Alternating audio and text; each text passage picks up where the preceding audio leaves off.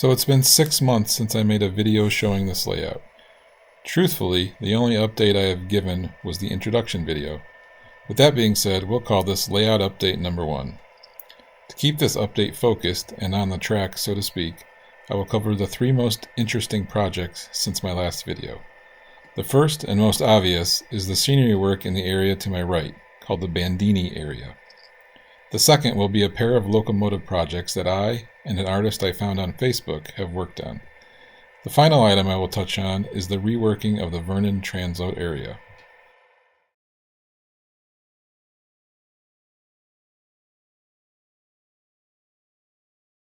So with that, let's start with the scenery in the Bandini area. So before I show you some of the scenery I did on the Bandini area, I just wanted to point out that before I even began scenery over there, I was practicing on just little pieces of foam. I painted them the same color I use over here, and then I just wanted to practice doing the grout work just to get an idea for how it looks. Static grass I had never done, so I also practiced that. As you can see, this one's pretty terrible. This one's much better.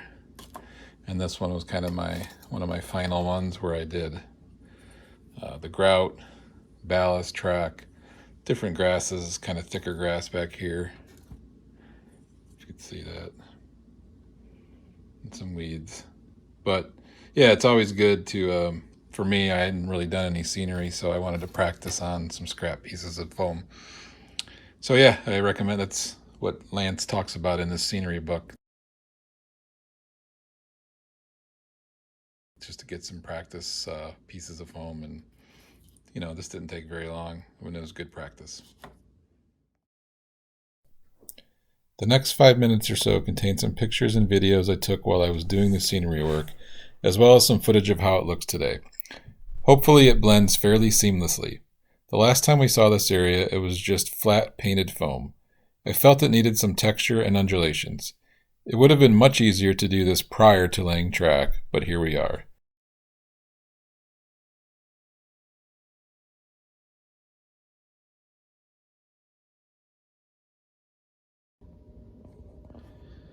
So here you can see the terrain before I put the grout down. I actually did a test spot here with the grout. But what did I end up doing since the last video is I had already dug down here, sloped it down from the track to the fascia, but the rest of it was flat, so I ended up digging all this out to represent kind of where they have an access road and all the dirt piles, which are in the pictures I see.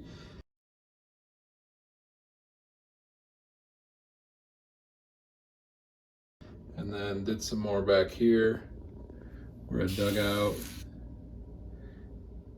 and then the same back here. And then I used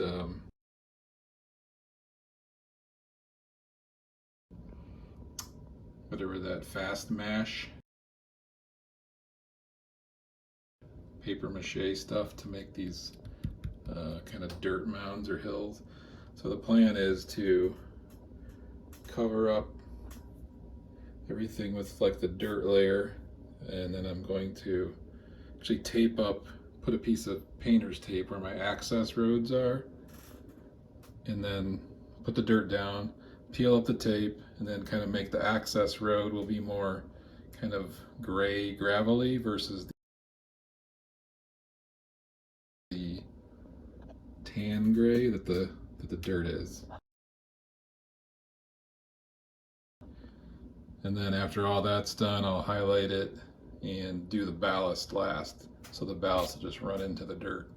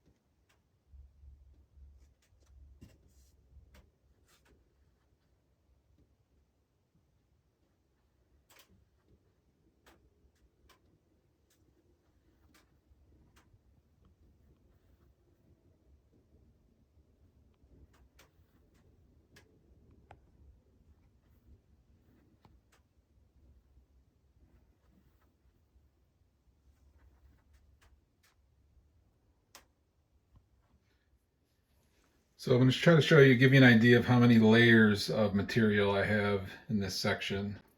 So starting with obviously the foam.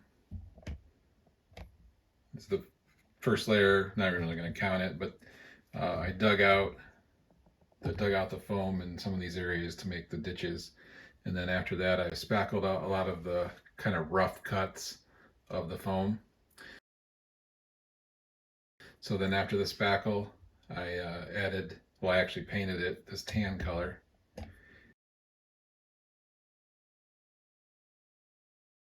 But then I added these little mounds of dirt here, kind of all over, which are fast mash, kind of a paper mache product that you mix with water. And I just kind of looked at the prototype pictures and just kind of saw, looks like maybe they dug up the access roads and threw all the dirt there or whatever. After that, I took some acrylic model air paints and I was trying to kind of highlight the fast mash, the cracks and crevices. And I don't really know if it made a difference because once I covered it with the grout, it's hard to see. But after that, I gave it a kind of a base layer of grout, followed by hills. I then brushed on a lighter color like tan, kind of bright tan grout to kind of serve as highlights. Then I went in and did a kind of the short layer of static grass. And then some darker green highlights you can see, and then some of the taller grass, which isn't too visible here, but other spots I did some taller grass. And then on this particular scene, where I'll be doing this for all of the whole area, but I added some of these. I think it's a Martin Wellberg product, but you just kind of pick it off and glue it down in spots, and I got a couple colors there. So that's this section. So again, let's count them up. You got spackle, paint again, grout. You got a lighter grout, short static grass, longer static grass, and then the weeds. So I got roughly 8 layers, and then obviously I have ballast on the track, but that's not really a layer because it's only on the track.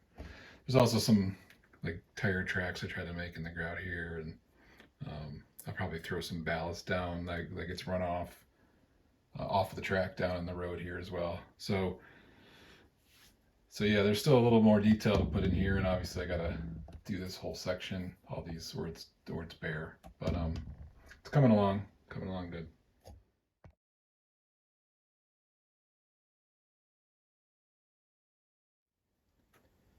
So let's take a look at some locomotive projects I've been working on, or in this example, someone did a lot of the work for me.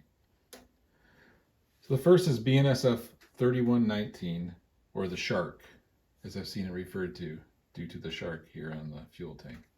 This is a GP50 former BN unit, now used by the Los Angeles Junction, or BNSF.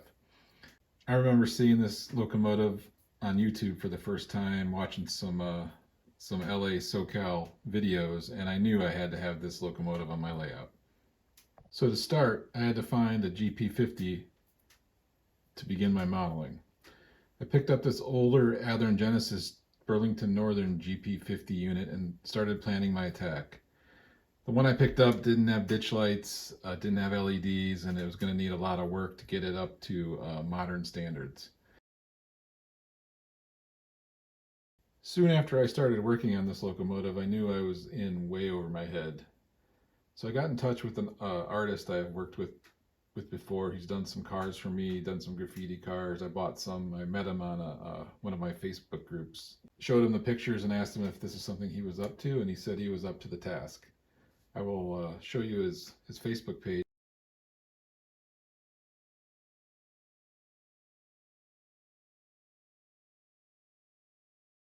I will also have it in the description of the video. Before I sent it off to him, I did some work, like removing the old headlight housing, adding LEDs for the front and rear lights, adding front LED ditch lights,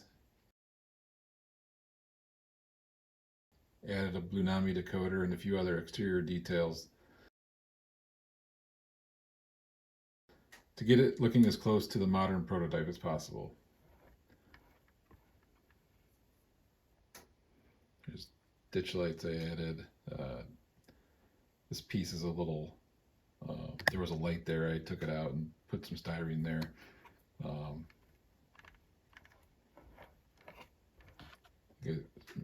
Change the rear headlight, the rear light up around a little bit as well. Here are some photos of what it looked like before I sent it to him with some of the work I did.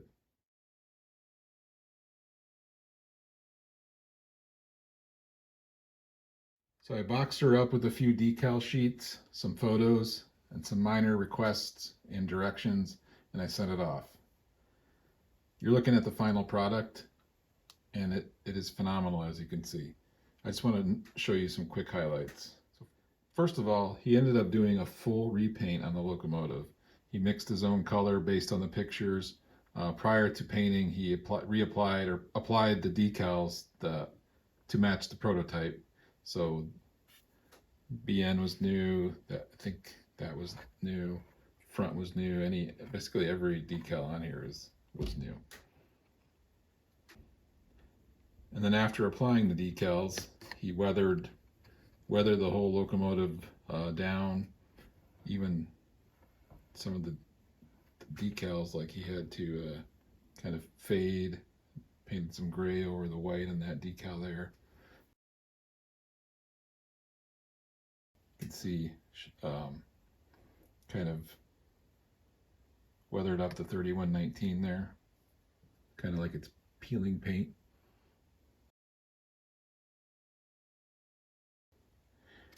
I'm going to zoom in on the nose.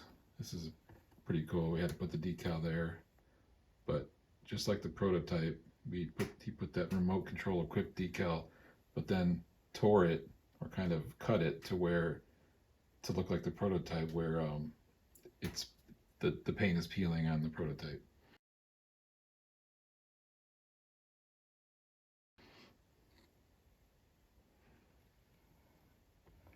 Obviously the shark was a must-have for me.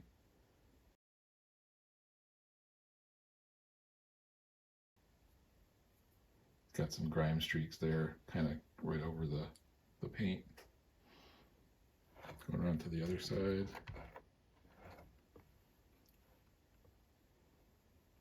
I sent him a pretty modern photo, and as you can see,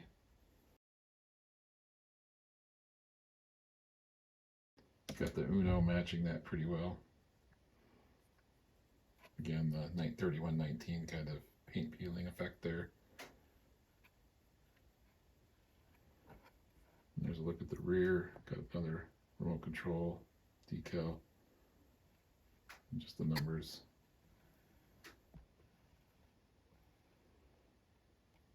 Obviously weathered the top. After that, I added I think this is a Mac rail piece, these air conditioners, which are match the prototype. So all in all, this is very pleased with these. Once again, here is Preston's Facebook page. I will also put a link in the description. Check out the very end of this video for a full run-by of all the cars I have acquired over the past few years containing his work.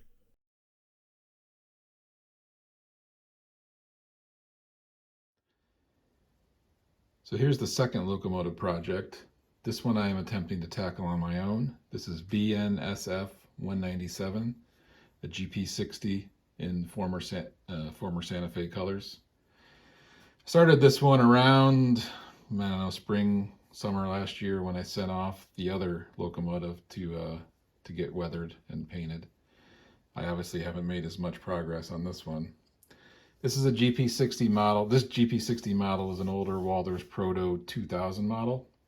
As far as I know, there hasn't been a better model made available for the GP60 than these. I have two for my two Union Pacific ones that I used on my old layout. I have this one, BNSF, and I also picked up two more BNSF ones on the secondary market, just because they're so hard to find anymore, and there's no one has made a comparable GP60 that I'm aware of. So any manufacturer watching that wants a model idea, how about a modern GP60? So we don't have to keep trying to modernize these Walthers ones. These GP60s are commonly found switching today in the modern era. So let's go. Anyone? Let's go Walthers or Rapido, Athearn, Genesis, Scale Train. Somebody make a new GP60. Be much appreciated. End rant. Anyway, so on this particular unit so far, I have added the ditch lights here. The Walthers models actually come with ditch lights, the housings you have to add. You can add yourself. You got the lights and wiring them up. I think I replaced the front headlights with LEDs, the rear headlights. Obviously, I've put decals on per the prototype. And, oh, sorry, this side here, you see in the pictures, looks like they were replaced the panel, so it's got like a B.5 for the BNSF there. So I've replicated that with the decal.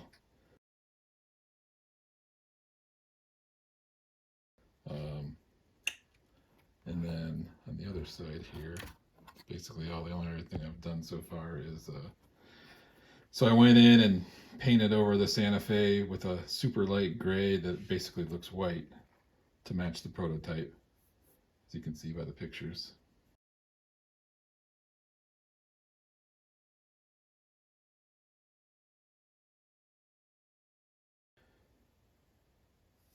So the next step for this locomotive basically is to try to paint the fade and the paint fade as you see on the prototype pictures.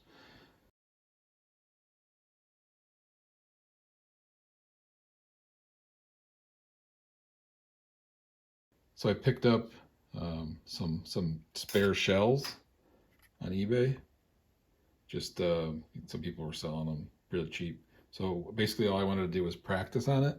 So yeah, I just wanted to practice some of this with the blue, light blue, and kind of the paint chipping.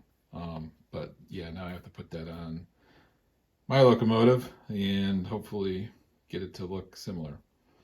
So that's where I'm at with that. Obviously, I still have a lot of work to do on mine, but so far so good. So the final section in this video that I wanted to update is this roughly 8-foot by 2-foot peninsula. This would be technically Vernon area. I've changed the track configuration at least 3 or 4 times, I believe. From the original design I got from Lance, I thought it was too simple. And I made a more complicated design that once I saw it, the area was too small for what I was trying to do. So I ripped that up and I finally landed on something I think I like, and it's still like a transload area over here, but it's more of a simple one. And it's actually very similar to the prototype, which I will flip a picture in.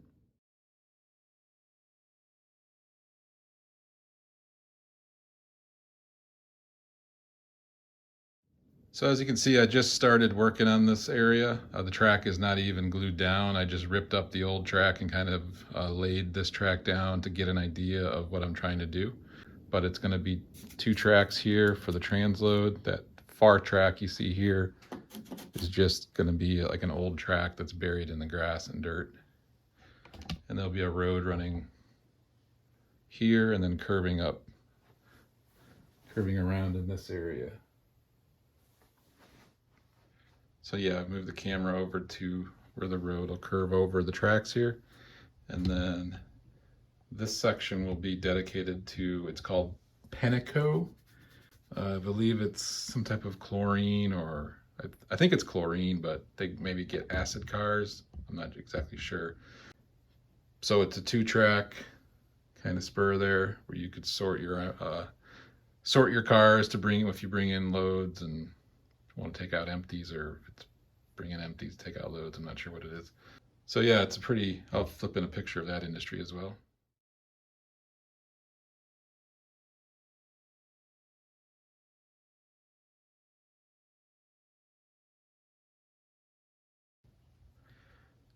So yeah, track-wise, it's a pretty simple track configuration. The industry is kind of a cool looking industry with the tanks. It also has a coal section in the back where I think they get incoming coal. Must be to fire something up, I'm guessing. And over here is another kind of industry that's not rail served, but I see trucks backed up right against the rails.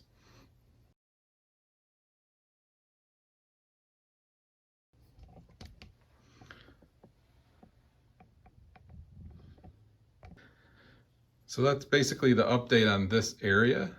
However, I have a question for the viewers. If you would like me to maybe make a little series of videos showing how I complete this area, maybe not necessarily putting down grass, putting down ballast, but more decisions I make with how the road looks, the buildings, how I place them, parking lots, things like that in this section. Because I kind of just come down here and mock things up and kind of look at it, and like you can see, might be able to see, I have some pencil lines down there. But yeah, I was thinking about maybe while I'm down here working on this area each night, maybe make a little clip of what I thought, what I was doing. Maybe in some cases, since this area is easy to access because it's a peninsula, I could probably show you some of when I do the ballast or when I do the grout work on this particular area. I might be able to set up a camera and kind of get a good video of it versus the other areas around the layout where the wall kind of hinders it. So anyway, let me know in the comments if that would be something you'd be interested in. I'm probably going to take some videos and pictures just because I basically do that for everything. A lot of stuff doesn't make it out to my YouTube page, but I don't know, maybe I'll put a video out and see the reception, and if people like it or not, we'll go from there. But that's pretty much it for this layout update. As I mentioned earlier, stay tuned for a run-by of all the cars that Stinger Arthaus has painted for me. I'm going to do it over the LA Bridge. And with that, I'll see you next time.